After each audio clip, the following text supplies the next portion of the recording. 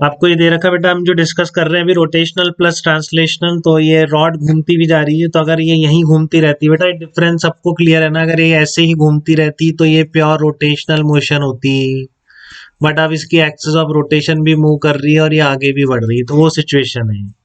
तो ये translational plus rotation का एग्जाम्पल है, पता है आपको अच्छी तरह।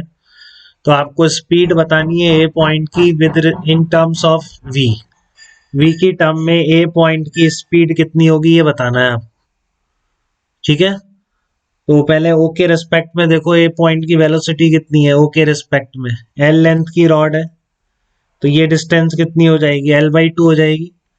तो ओ पॉइंट के रेस्पेक्ट में ए की वेलोसिटी क्या होगी, इससे 90 डिग्री पर होगी कि नहीं, ओ पॉइंट के रिस्पेक्ट में ए पॉइंट की वेलोसिटी, तो कितना आएगा, ओमेगा एल बाई टू आएगा कि नहीं आएगा बताओ।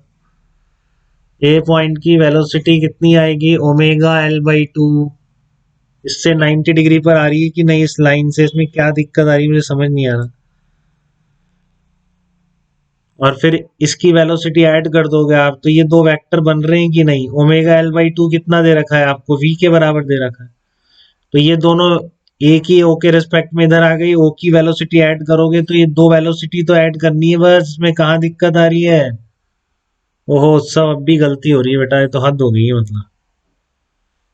दो वेलोसिटी है, इधर भी V, omega L by two V के बराबर ही तो आ रहा है। ये एंगल कितना है आपका, ये एंगल 30 डिग्री है, ये कितना होता है, ओमेगा आर है तो 90 डिग्री पर होगा ना रेडियस से, ओमेगा इंटू आर, तो ये कितना एंगल आ गया, 120 डिग्री आ गया। तो ये तो याद ही है कि दो सेम मैग्नीट्यूड के वेक्टर हैं, बीच का एंगल 120 डिग्री है, तो रिजल्टेंट वही आना है। ये याद नहीं है क्या अभी तक आप लोगों को। तो velocity of A with respect to ground का मैग्नीट्यूड कितना आ रहा है, 2f cos alpha by two, इतना तो याद करा रखा है, सेम मैग्नीट्यूड हो और बीच का एंगल पता हो तो 2f cos alpha by two लगा दिया करो, तो ये कितना निकल के आएगा, वापस v निकल गया है, तो यही आंसर है इसका। कई बच्चों ने इतनी देर पहले बता दिया था, कई बच्चे अभी तक गलती पे गलती करे यार। बताइए, गलती करने लायक क्वेश्चन था क्या कोई यार ये, जो आप मान ही नहीं रहे थे, बताओ। नहीं आपका आंसर नहीं दिखा लक्ष्य, आपने भी यही दिया था।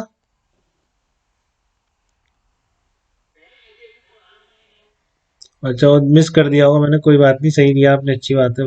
बट आपको डाउट तो नहीं है कहीं पे थोड़ा भी। Okay good. तो ये आपके इस तरह का नेक्स्ट क्वेश्चन दे रहा हूँ, ध्यान से करना है इसको, ये मैं ही कर रहा हूँ, अब कहाँ करना है, इतना टाइम ही नहीं होता। ये आपका ए बी एक रॉड है, ठीक है, और इस पर एंगल कितना है आपका, यहाँ पर ये बीटा है। ये दोनों ए और बी पॉइंट के वेलोसिटी वेक्टर दे रखे हैं बेटा आपको, ए और बी पॉइंट के वेलोसिटी वेक्टर दे रखे हैं, V A vector V B vector, alpha beta angle given है। तो आपको बताना है कि गिवन और भी चीजें हैं आपको, आपको ये भी इसने दे रखा है कि magnitude of V A equal to V लिखा हुआ है, and magnitude of V B to V के बराबर लिखा हुआ है, ठीक है। And alpha is given, alpha given है आपको, अल्फा इज गिवन, ठीक है।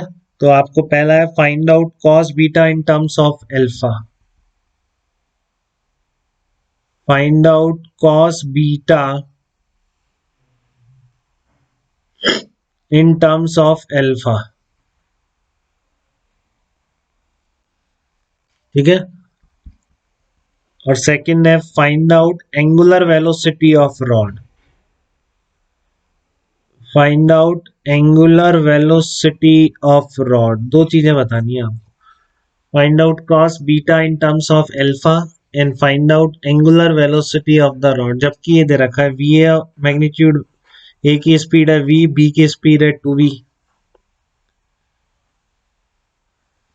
तो बताइए कैसे बताएंगे, cos beta in terms of alpha, rigid rod है, ये भी लिखा हुआ है रिजिड रॉड, तो आपको सब पता है रिजिड बॉडी की क्या कंडीशन होती है, काफी बच्चों ने सही जवाब दे दिया, अच्छी बात है यार, ये बच्चे 100 नंबर वाले बच्चे काफी सही कर रहे हैं, ये बिल्कुल जल्दी जवाब दे रहे हैं।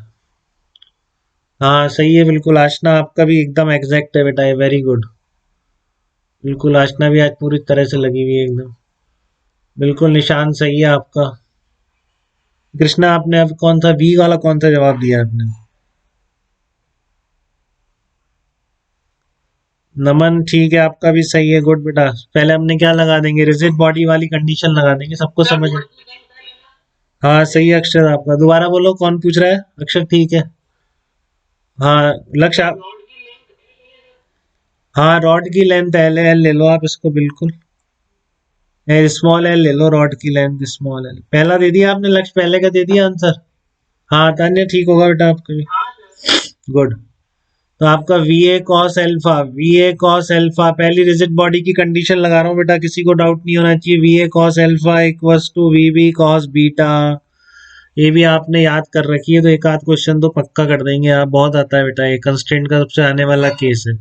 इस पॉइंट की वेलोसिटी है, इस पॉइंट की वेलोसिटी है, रिजिड बॉडी है, बीच की डिस्टेंस चेंज नहीं हो सकती। तो पता नहीं कितनी बार मैंने बोल दिया होगा कि इन दोनों पॉइंट की relative velocity along the line joining नहीं हो सकती, क्योंकि दो पॉइंट के बीच की डिस्टेंस रिलेटिव वेलोसिटी से ही डिक्रीज होती है, बढ़ती है या ज्यादा होती है। अगर वो कांस्टेंट है तो ओके कृष्णा ठीक है बेटा। तो उसके बीच की डिस्टेंस अगर कांस्टेंट है तो रिलेटिव वेलोसिटी का component along the line joining those two points नहीं हो सकता। ठीक है, ये सब बातें अगर आप ध्यान रखते हुए चल रहे हैं तो आप बहुत अच्छे नंबर लाएंगे। वी हो गया आपका, वीबी की जगह टू बी हो गया, तो कॉस बीटा कितना आ जाएगा, कॉस एल्फा बाई टू आ जाएगा वैल्यू रखते। किसी को भी डाउट नहीं होना चाहिए बेटा इस केस में। ठीक है, सेकंड आपसे पूछ रहा है पूरी काइनेमेटिक्स से डायनामिक्स, जस्ट मैं शुरू करने वाला हूँ इस एग्जांपल के बाद। ठीक है ना, ये पूरी हमने काइनेमेटिक्स पढ़ ली है बेटा, अब रिजिड बॉडी की सारी तरह की मोशन, प्लेनर मोशन, प्लेनर के अलावा नहीं पढ़ते हम। इस जेई के स्टैंडर्ड पे हम केवल प्लेनर मोशन डिस्कस करते हैं। बट प्लेनर में हम तीनों टाइप में हमको काइनेमेटिक्स की बातें बिल्कुल क्लियर है। अभी तक मैंने फोर्स नहीं लगाया जब से मैंने प्लेनर मोशन शुरू करी। ठीक है, प्योर रोटेशन का डायनामिक्स भी आपको बता चुका हूँ, केवल प्योर रोटेशन का और ट्रांसलेशन का तो सब कुछ पढ़ चुके हैं अपन। ठीक है, ट्रांसलेशनल प्लस रोटेशन पर मेनली डील करना है हमको। तो कॉस बीटा कितना आ रहा है, कॉस अल्फा बाई टू आ रहा है। ठीक है, सेकंड पूछ रहा हूँ, find out angular velocity of the rod. अब एंगुलर वेलोसिटी कैसे निकालूं, किसी भी एक पॉइंट की दूसरे पॉइंट के अबाउट निकाल दो बेटा, बात हुई थी अपनी, क्योंकि रिजिड बॉडी है, सेम होती है, ए की बी के रिस्पेक्ट में निकाल दो या बी की ए के रिस्पेक्ट में निकाल दो। ठीक है, तो ए की बी के रिस्पेक्ट में निकालूंगा तो क्या आएगी, सबको पता है बेटा अच्छी तरह ये बात है। ए की बी के रिस्पेक्ट में वेलोसिटी का बिल्कुल अक्षर एकदम एग्जैक्ट लिखा है आपने। V A with respect to B का परपेंडिकुलर कंपोनेंट लाइन जॉइनिंग के डिवाइडेड बाई लेंथ है, तो कितना आ रहा है, वी ए साइन अल्फा। इसकी अपोजिट आ रही है तो ऐड हो जाएगी बेटा, इतने फ्रिक्वेंटली लिखना आना चाहिए आपको। ए की वेलोसिटी इधर है, बी की इधर है, तो रिलेटिव वेलोसिटी ऐड हो जाएगी। ठीक है, नहीं तो आप लिख के देख लो ये अपने फार्मूले से, A with respect to ground minus B with respect to ground, क्या दिक्कत है। ठीक है, और डायरेक्टली लिख पा रहे हैं तो भी बहुत अच्छी बात है, V A sine alpha plus V B sine beta आ जाएगी। ठीक है, डिवाइडेड बाय बीच की लेंथ एल, तो ये आ जाएगा वी ए और वी बी की वैल्यू वी और टू भी उठा के रख दो आप, तो फाइनल आपका आंसर होगा V into sine alpha plus two sine beta divided by L. ये आ जाएगी आपकी angular velocity of the rod. देखो मैं इसको क्या बोल रहा हूँ, angular velocity of the rod. जब भी रिजिड बॉडी की एंगुलर वेलोसिटी पूछे, आप किसी भी एक पॉइंट के दूसरे पॉइंट के रिस्पेक्ट में या किसी भी पॉइंट के अबाउट ओमेगा निकाल दो, वही उस रिजिड बॉडी का क्या कहलाता है, ओमेगा कहलाता है। तो ये बहुत बेसिक बातें थी बेटा रिजिड बॉडी की काइनेमेटिक्स के बारे में। Very good.